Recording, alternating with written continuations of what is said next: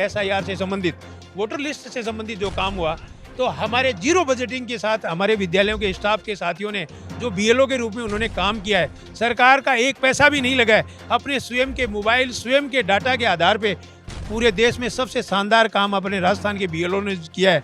आपको ट्रांसफ़र नहीं करने तो मत कीजिए, आप एक बार लिख दीजिए हम ट्रांसफ़र नहीं करेंगे, लेकिन ये करेंगे, नहीं करेंगे, करेंगे, ये गलत बात है। असमंजस्य में रखना बहुत ही गलत बात है। जैसे थर्ड ग्रेड के शिक्षक 15-15 सालों से अपने घर से 400-400, 500-500 किलोमीटर दूर बैठे हैं, वो हमारा मुख्य मुद्दा रहेगा। साथ ही साथ डीपीसी वो इसलिए रहेगा क्योंकि जब डीपीसी होगी तो नए पद आएंगे तो बेरोजगार साथी जो सालों से तैयारी कर रहे हैं उनको रात।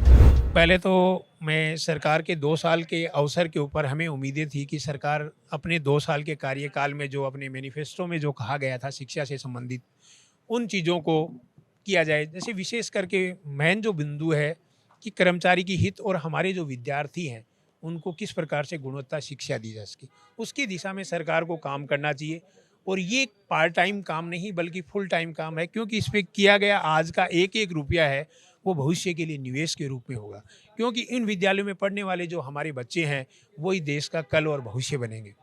इसलिए हम ये चाह रहे हैं कि सरकार 2 साल में जिन बिंदुओं पे ध्यान नहीं दे पाई, उन बिंदुओं पे जो उन्होंने मैनिफेस्टो में कहा था, अपने घोषणा पत्र में उन्होंने वचनबद्ध कहा था, उस पे वो दिशा में अपना पालन करें और आगे बढ़ें, जिससे कि हमें सड़कों पे नहीं आना पड़े, अपने विरोध प्रदर्शन नहीं करना पड़े। सरकार ने सर मैं अपने प्रत्येक व्यक्ति का ये अधिकार है, सरकार का भी अधिकार है कि उन्होंने जो काम किया है उसकी उपलब्धि को बताया जाए।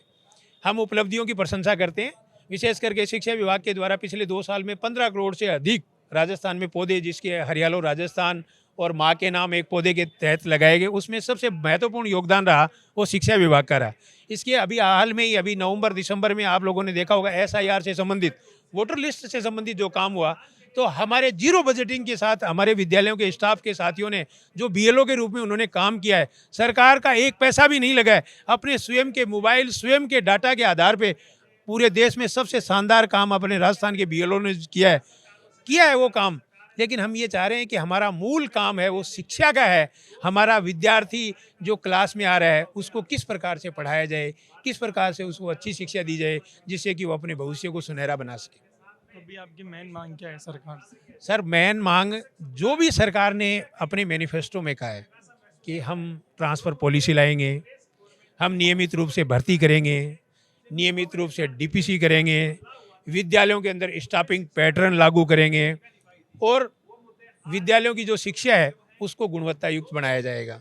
उन सारे मुद्दों के ऊपर हम ये चाह रहे हैं कि सरकार को उस दिशा में ठोस कदम उठाने चाहिए और सरकार का एक रोड मैप होना चाहिए कि इस समय तक ये हो जाएगा। आप डिले नहीं कर सकते। आपको ट्रांसफ़र नहीं करने हैं तो मत कीजिए, आप एक बार लिख दीजिए हम ट्रांसफ़र नहीं करेंगे, लेकिन ये करेंगे, नहीं करेंगे, करेंगे, ये गलत बात है। असमंजस्य में रखना बहुत ही गलत बात है। अगर ट्रांसफ़र नहीं करने हैं तो स्पष्ट कह दीजिए हम नहीं करेंगे। हाँ, वो निश्चित रूप से पॉजिटिवली अपने काम कर रहे हो सकता है उनके भी हाथ में कुछ नहीं हो या उनको नीचे से फीडबैक आ रहा हो कि ट्रांसफ़र होने से ये हो सकता है, तो उनको आपस में बातचीत करके बातचीत से हल हो सकती है, हर समस्या का समाधान हो सकता है। तो हम चाहते हैं शिक्षक जितने भी संगठन है सब लोगों को बुलाया जाए, शिक्षा के व्यापक हित पे एक दिन चर्चा की जाए, बातचीत की जाए, वो अपना पक्ष रखें कि 2 साल में हमने ये किया है, और जो सामने जो शिक्षक समुदाय के जो शिक्षक नेता हैं वो अपनी बात रखें। जब संवाद होगा तो निश्चित रूप से उसमें मक्खन निकलेगा और राजस्थान के विद्यार्थियों को और समाज को उस मक्खन का पान करने का अवसर मिलेगा।